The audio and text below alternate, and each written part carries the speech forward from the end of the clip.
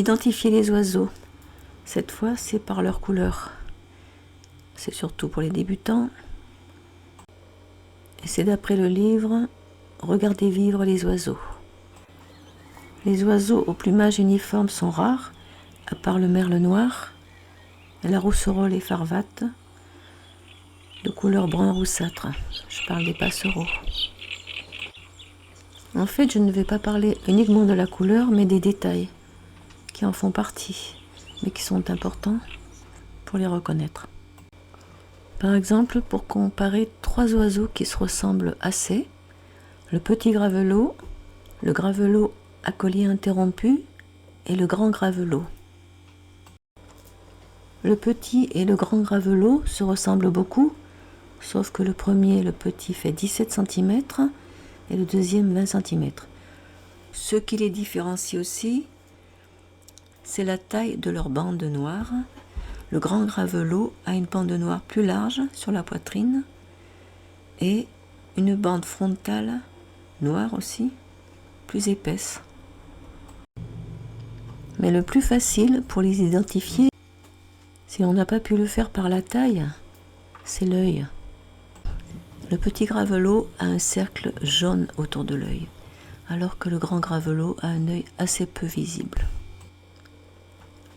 Alors maintenant, si on compare les deux premiers que j'ai cités, le petit gravelot a un collier noir qui fait le tour du cou, tandis que pour le gravelot à collier interrompu, le collier est assez peu marqué et il est uniquement sur les côtés du cou.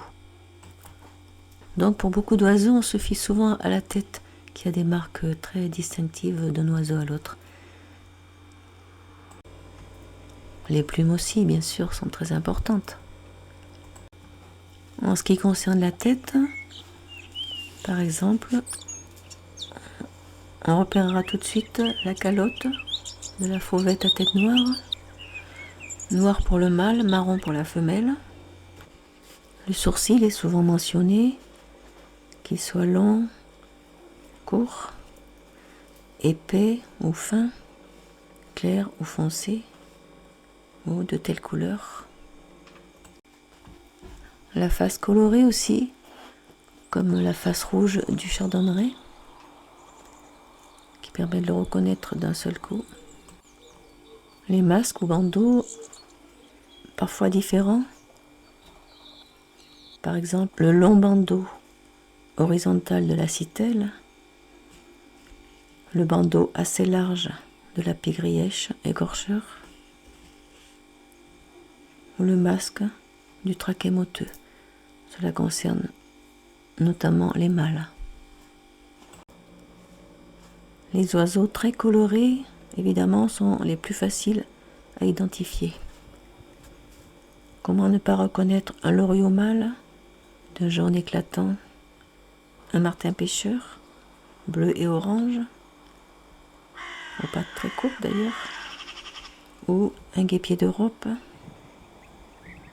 de plusieurs couleurs si harmonieuses, ou même une mésange charbonnière ou un rouge-gorge familier. Selon les périodes aussi, donc l'identification est plus ou moins difficile. En période transitoire, c'est-à-dire entre deux mues annuelles partielles, il est assez difficile parfois de distinguer un oiseau d'un autre. Et c'est en plumage nuptial, donc pendant la période de nidification, que les oiseaux sont le plus faciles à reconnaître, notamment les mâles. On les appelle en plumage nuptial.